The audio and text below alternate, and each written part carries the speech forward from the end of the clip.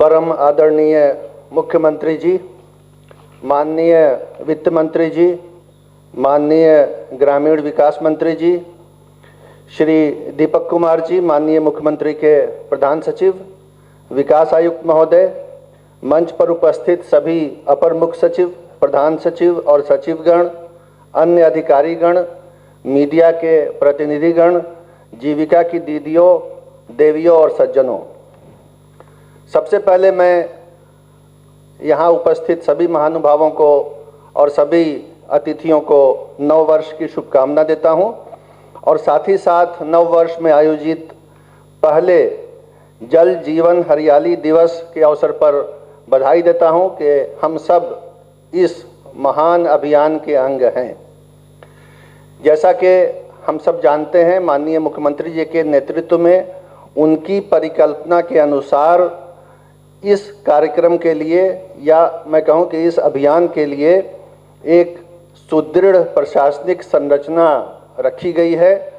Budget की पर्याप्त उपलब्धता है, लक्ष्य स्पष्ट रूप से निर्धारित हैं और उपलब्धियां काफ़ी हद तक हो चुकी हैं। जो काम बचे हुए हैं उन्हें पूरा करने का संकल्प लेने के लिए हम सब आज यहाँ फिर जमा हुए हैं। इस अभियान की, इस मिशन की सुंदरता इस बात में है कि इसमें प्रत्यक्ष या परोक्ष रूप से सरकार के हर एक विभाग और हर एक सरकारी कर्मी को भाग लेने का अवसर है। इतनी विविधता है इसकी गतिविधियों में कि कोई भी इससे बाहर नहीं रह सकता है। जिसको थोड़ी सी भी प्रेरणा होगी वो इसमें अपने संकल्प से, अपनी प्रेरणा से, अपने विजन से लगेगा और कुछ न कुछ योगदान करेगा। और साथ ही साथ राज्य के हर नागरिक के लिए भी इसमें अवसर है, जैसे जीविका की दीदी ने अभी बताया, और उसके साथ हर आदमी, चाहे वो जीविका से जुड़ा हो या ना हो, कम से कम एक पौधा तो लगा ही सकते हैं। वृक्षारोपण ऐसा कार्यक्रम है कि किसी भी राज्य के नागरिक के लिए, बूढ़े के लिए, युवा के लिए, बच्चे के लिए मुश्किल नहीं है, असंभव नहीं है, बल्कि उसमें आसानियां हैं। आपको पौधशाला से पौधे मिलते हैं, लगाने की जगह हर जगह है। कुछ न कुछ योगदान करके हम आने वाली नस्लों के लिए बेहतरी करके जाएं, ये हमारा संकल्प होना चाहिए। जो लक्ष्य निर्धारित हुए थे उनको पूरा करने के लिए काम करने का ये सबसे अच्छा अवसर है। इस मामले में मैं सभी सरकारी विभागों को, सभी सरकारी उच्च अधिकारियों को संबोधित कर रहा हूँ। वित्तीय वर्ष की अंतिम तिमाही शुरू हो चुकी है।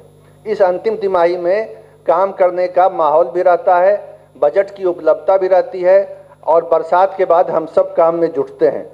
तो जो भी बचे हुए लक्ष्य हैं, खासतौर से जो बड़े अवयव हैं, अवयव 2 है सार्वजनिक जल संचयन संरचनाओं यथा तालाबों, पोखरों, आहरों और पाइनों का जीर्णोद्धार। इसी के अंतर्गत अवयव 3 में सार्वजनिक कुओं को चिन्हित कर उनका जीर्णोद्धार। इसमें पंचायतों ने बहुत शानदार उपलब्धि हासिल की है, लेकिन काम अभी बचा हुआ है। अवयव 4 अंतर्गत सार्वजनिक कुओं और चापाकलों के किनारे सोख्ता या रिचार्ज या अन्य जल संचयन संरचनाओं का निर्माण। तो इन सब कार्यों को करने के लिए यही अवसर है जब मिट्टी का काम भी हो सकता है और दूसरे निर्माण कार्य भी हो सकते हैं। और इसके बाद जो नए वर्ष की पहली तिमाही होगी अप्रैल से जून तक, उस दौरान मिट्टी का कार्य तो खूब तेजी से होता है। बाकी कामों के लिए स्वीकृति और उसको शुरू करने का एस्टिमेट बनाना, उसको सैंक्शन करना, उसके लिए पैसे भेजना, ये सब विभागों को करना है, जिसकी समीक्षा मेरे स्तर पर और विकास आयुक्त महोदय के स्तर पर की जाती है।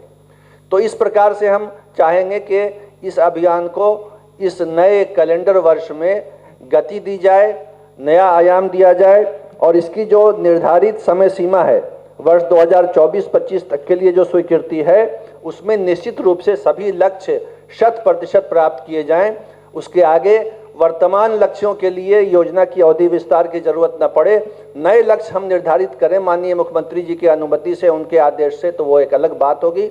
इसी संकल्प के साथ, इसी वादे के साथ और इसी अनुरोध के साथ मैं आप सबका आह्वान करता हूं कि जल जीवन हरियाली अभियान में तन मन धन से जुटें, पूर्णकालिक रूप से जुटें, स्वयं भी योगदान करें, अपने पास पड़ोस, गांव, समाज, शहर के लोगों को प्रेरित करें और इस कार्यक्रम के माध्यम से बिहार का नाम राष्ट्रीय स्तर पर और दुनिया के स्तर पर रोशन करें। यही मेरी कामना है, यही मेरा आपसे अनुरोध है। धन्यवाद।